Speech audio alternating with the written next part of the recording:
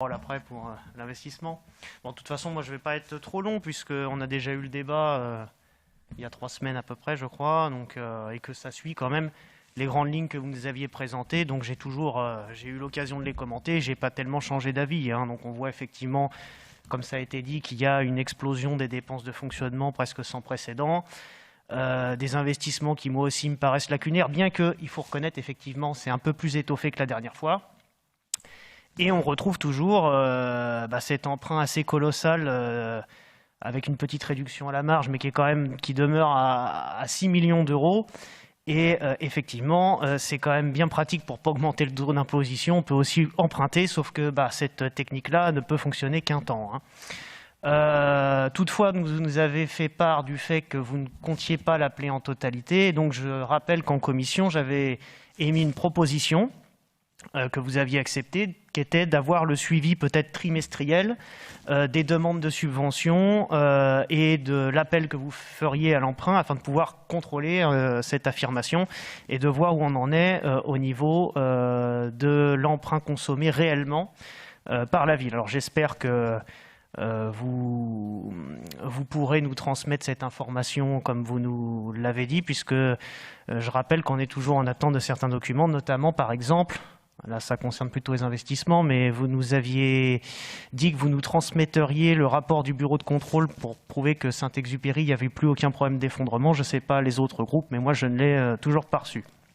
Enfin, je vais m'attarder plutôt sur ce qui est nouveau, puisque grâce à votre argumentation, et notamment la partie que vous nous avez rajoutée à la fin sur le Covid, j'ai quand même quelques observations à faire.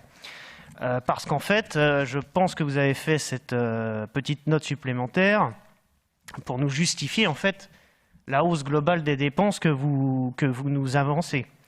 Vous pointez donc effectivement un lourd coût financier pour la ville, avec, comme cela a été dit, donc tout budget confondu, vous chiffrez 200 000 € pour le centre de vaccination. Je pense que c'est honnête, parce que j'avais fait moi-même mes petits calculs à un conseil précédent, et que c'est incontestable. Effectivement, vous avez cette charge en plus, et aujourd'hui, c'est vrai que ces 200 000 € pèsent sur le budget de la ville. Mais par contre, pour être totalement transparent budgétairement, c'est vrai que vous pourriez évoquer aussi toutes les économies budgétaires qui vont être induites par le Covid, et notamment la suppression de tous les événements municipaux sur une assez longue période. Ça fait quand même un certain nombre d'économies. Et de même, alors ces dépenses exceptionnelles, vous en donnez d'autres plus marginales, mais la grosse, c'est celle-là, les 200 000 € du centre de vaccination. Pour moi, elles sont largement couvertes, puisque si vous regardez le chapitre 73, qui est comme par hasard le chapitre fiscalité, eh bien, on a une hausse globale de 800 000 €. Et vous ne rappelez pas non plus beaucoup, vous l'avez dit mais à la marge, que contrairement à beaucoup de communes de France pour qui c'est totalement un scénario différent, on n'a pas un désengagement de l'État énorme au niveau des dotations puisqu'elles augmentent même. Vous avez cité la DGF large qui augmente quand même 250 000 €. Alors, pourquoi avons-nous cette dépense qui augmente plus vite que les recettes ? Eh bien, c'est comme l'a dit mon collègue, moi je m'interroge beaucoup sur les frais de personnel et notamment les recrutements, avec, donc là vous nous avez mis le chiffre inscrit de 425 000 € annuels en plus en frais de personnel. Alors vous les listez dans le rapport, mais de façon un peu incomplète. Parce que comme le débat a commencé à s'engager tout à l'heure sur une autre délibération, c'est vrai que c'est un petit peu compliqué de regarder juste le tableau des effectifs, parce qu'on a des postes qui sont ouverts, mais qui ne sont pas toujours pourvus.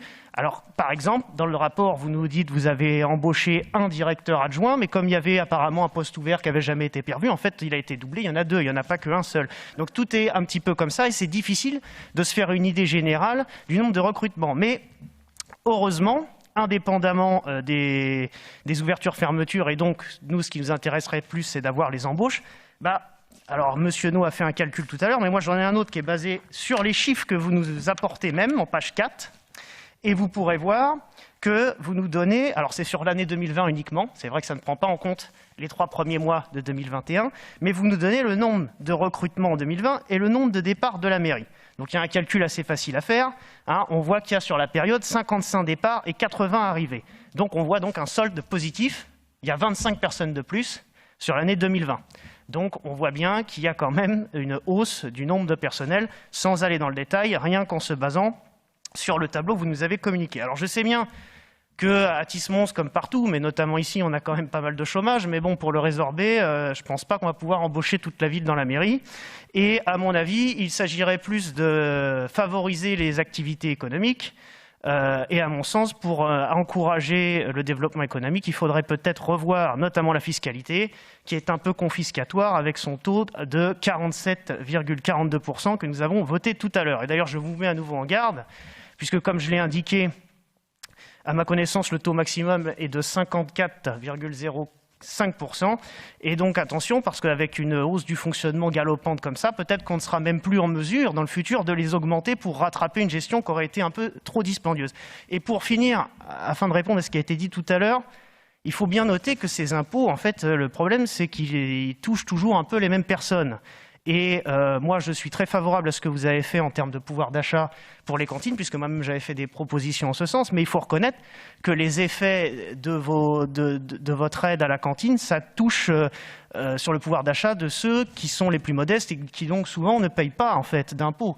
Et moi, je pense qu'on ne peut pas, alors c'est un avis qui concerne Tismons, mais national, je pense qu'aujourd'hui on a des problèmes de plus en plus importants et qu'on ne va pas pouvoir continuer comme ça longtemps avec en fait une part de la population qui est écrasée d'impôts et qui paye pour tout le monde, puisque je rappelle qu'en France, c'est un chiffre assez éloquent, on n'a que 43% des foyers fiscaux qui sont imposables. Et donc on avait un grand président qui était M. Chirac, qui avait beaucoup parlé de la fracture sociale.